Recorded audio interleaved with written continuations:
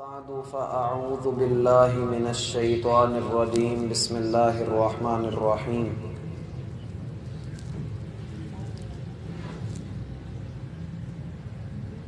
احباب گرامی، اللہ سبحانہ و تعالی نے انسان پر بے شمار احسانات کیے ہیں جن کا بدلہ اتارنا تو دور کی بات ہے، اگر کوئی ان کا حق ہی ادا کر دے تو یہ بھی بڑے حوصلے اور ہمت کی بات ہوگی۔ اللہ کی عظیم نعمتوں میں سے انسان پر ایک نعمت یہ بھی ہے کہ اللہ رب العالمین نے اسے بینائی عطا فرمائی ہے۔ یہ آنکھوں سے دیکھتا ہے، مظاہر قدرت کا مشاہدہ کرتا ہے اور اللہ سبحانہ و تعالی کی تخلیقات پر تدبر کرتا ہے، غور کرتا ہے، تو اس کے سامنے یہ بات واضح ہوتی ہے کہ یقیناً کائنات کا نظام چلانے والا کوئی نہ کوئی موجود ہے، اور وہ کون ہے؟ اس کون کا تعارف ہمیں قرآن سے ملتا ہے اور احادیث سے ملتا ہے۔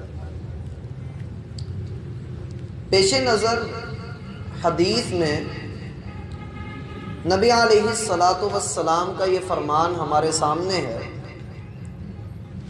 کہ جس میں اللہ کے رسول صلی اللہ علیہ وسلم اللہ رب العالمین سے روایت کرتے ہیں، حدیث قدسی ہے۔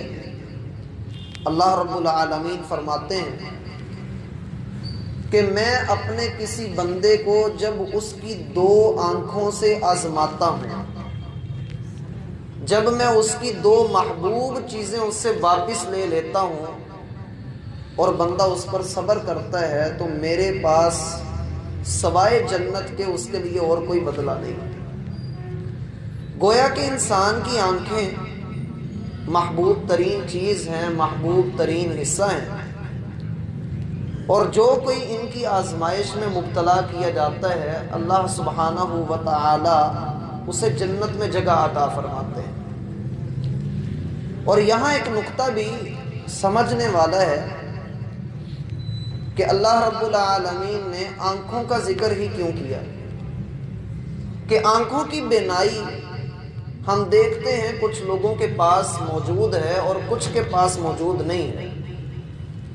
یہ ظاہری طور پر آنکھوں کا موجود ہونا، ظاہری طور پہ کسی چیز کا میسر ہونا، یہ اس بات کی دلیل نہیں ہوتا کہ آپ کے پاس وہ نعمت ہے۔ کبھی کبھار ایسا بھی ہوتا ہے کہ انسان کے پاس ظاہری چیز موجود ہوتی ہے لیکن وہی چیز اس کے لیے وبال بن جاتی ہے۔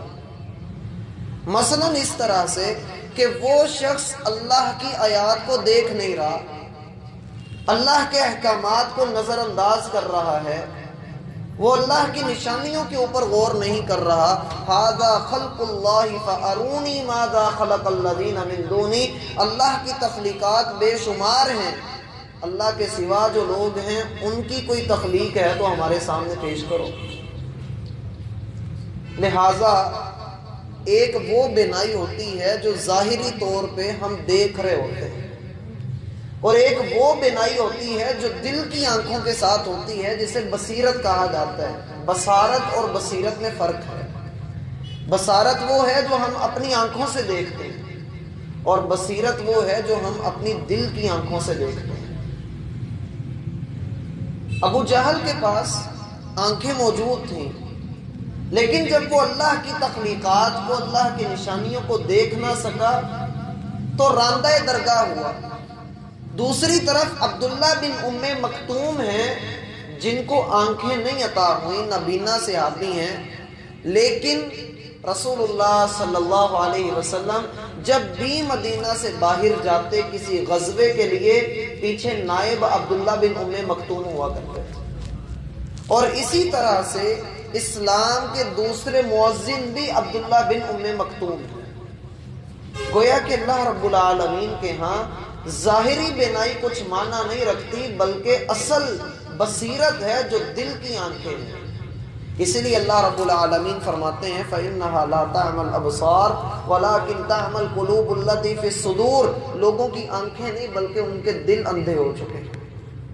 لوگوں کی آنکھیں اندھی نہیں ہیں، ان کے دل اندھے ہو چکے ہیں۔ اور یہی بات ہے کہ مشہور آیت میں ہم پڑھتے ہیں سُمٌّ بُکْمٌ عُمْیٌ فَهُمْ لَا يَرْجِعُونَ، اندھے ہیں، گونگے ہیں اور بہرے ہیں، یہ کبھی واپس نہیں لوٹائے جائیں گے، کبھی راہ حق کی طرف آئیں گے نہیں۔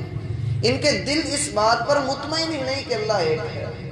لہٰذا بندے کو ایک تو اللہ کی آزمائشوں پر صبر کرنا چاہیے اور دوسرا اپنی آنکھوں کا درست استعمال کرنا چاہیے۔ اللہ ہمیں سمجھنے کی توفیق عطا فرمائے۔ وما توفیق